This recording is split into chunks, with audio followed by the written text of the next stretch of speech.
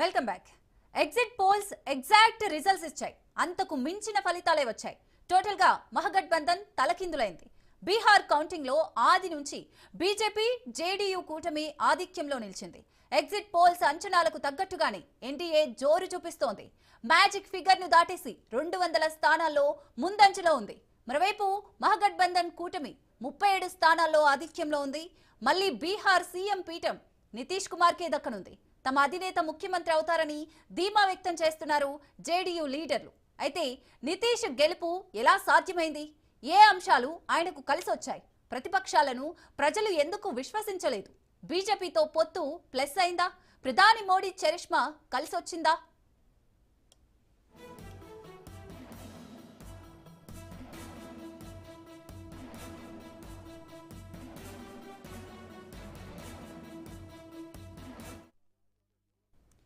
బీహార్లో JDU BJP పొత్తు success అయింది.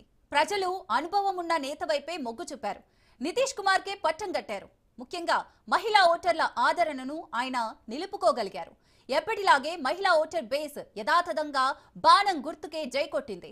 గంపగుత్తగా ఆడబిడ్డల ఓటను కైవశం చేసుకున్నారు నితీష్. గతంలో రాష్ట్ర ఖజానాకు నష్టం ఏర్పడినా ఆయన సంపూర్ణ మద్యపాన నిషేధం అమలు చేశారు.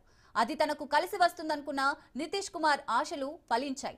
అంతేకాకుండా తొలిసారిగా పంచాయతీల్లో మహిళలకు 50% రిజర్వేషన్లు కల్పించి వారి ఆదరణ చూరగొన్నారు.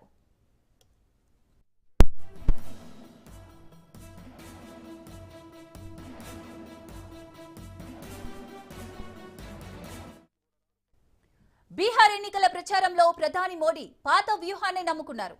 మహిళల్ని ఆకట్టుకునేందుకు ఓ కీలక పథకం ప్రకటించారు. వారికి ఏటా 10,000 ఇచ్చే పథకం ప్రకటించారు. రాష్ట్రంలోని 1,30,00,000 మంది మహిళల్ని దృష్టిలో ఉంచుకొని ప్రకటించిన పథకం అమల్లో కూడా పెట్టేయడంతో జనం దాన్ని నమ్మారు. దీంతో 71% మంది మహిళలు పోలింగ్ బూత్లకు తరలి వచ్చి ఓటేశారు. నితీష్ కుమార్ ఓడిపోతే ఆ పథకం ఆగిపోతుందన్న భయంతో వారు భారీగా తరలివచ్చి ఆయన్ను మరోసారి గెలిపించారు. మద్యపాన నిషేధం, సైకిల్ యోజన, పంచాయతీలలో మహిళకు రిజర్వేషన్లు వంటివి నితీష్ కుమార్ ప్రభుత్వం చేపట్టిన సంస్కరణలు మహిళల భద్రత, సాధికారతకు దోహదపడ్డాయి. నితీష్ కుమార్ సుశాసన్ బాబు అనే ఇమేజ్ మహిళల్లో విశ్వాసం పెంచింది. శాంతి భద్రతల మెరుగుదల, మహిళలకు సురక్షితమైన వాతావరణం కల్పించడం వంటి అంశాలు వారికి ముఖ్యంగా అనిపించాయి. ఫలితంగా మహిళా ఓటర్లు సంక్షేమం, భద్రత కోసం ఎన్డీఏకే మొగ్గు చూపారు.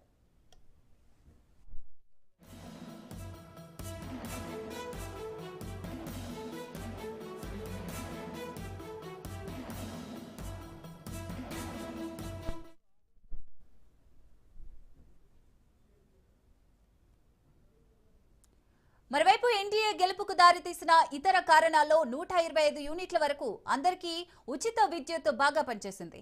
బీహార్ గ్రామాల్లో దీని ప్రభావం ఎక్కువగా కనిపించింది.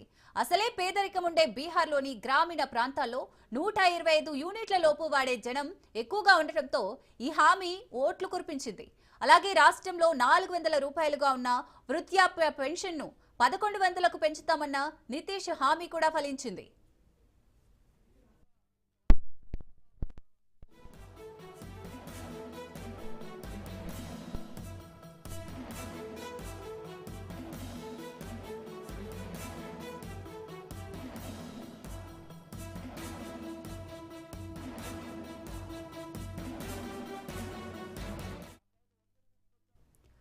బీహార్ ఎన్నికలంటేనే కుల సమీకరణాలు. కులాలే ఇక్కడ ప్రధాన భూమిక పోషిస్తాయి. మహాగఠబంధన్ ముస్లిం, యాదవ్ ఓటు బ్యాంకుపై ఆధారపడింది. అయితే ఎన్డీఏ కూటమి దానికంటే విస్తృతమైన సామాజిక పునాదికి స్కెచ్ వేసింది.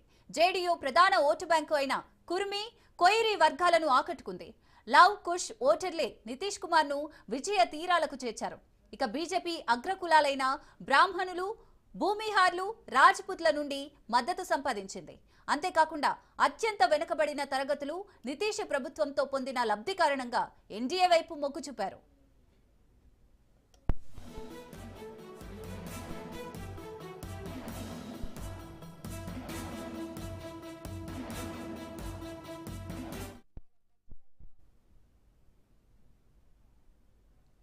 బీహార్ అసెంబ్లీ అసెంబ్లీ ఎన్నికల్లో నేషనల్ డెమోక్రటిక్ అలయన్స్ ఘన విజయం సాధించింది.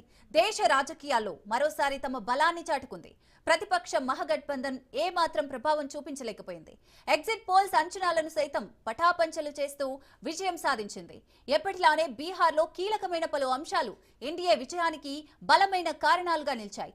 అంచనాలకు మించి రాణించడానికి ఎన్డీఏ అమలు చేసిన మరికొన్ని ట్రెండ్ సెట్టింగ్ వ్యూహాలే కారణం. ఎన్డీఏ బహుముఖ వ్యూహం ఎంజీబీ సమీకరణాలను సమర్థవంతంగా ఎదుర్కొంది. బీహార్లో నిరుద్యోగ సమస్య ఎక్కువ. అందుకే పార్టీలన్నీ దానిని ప్రధాన అస్త్రంగా మలుచుకునే ప్రయత్నం చేశాయి. ఇందులో భాగంగా తమను గెలిపిస్తే ఇంటికో ఉద్యోగం కల్పిస్తామని ఆర్జేడీ హామీ ఇచ్చింది. ఈ విషయంపై నితీష్ కుమార్ ఘాటైన విమర్శలు చేశారు. ఇది ప్రాక్టికల్ గా వర్కౌట్ అయ్యే హామీ కాదని తేల్చేశారు. ఈ వాదనను ప్రజల్లోకి బలంగా తీసుకెళ్లారు.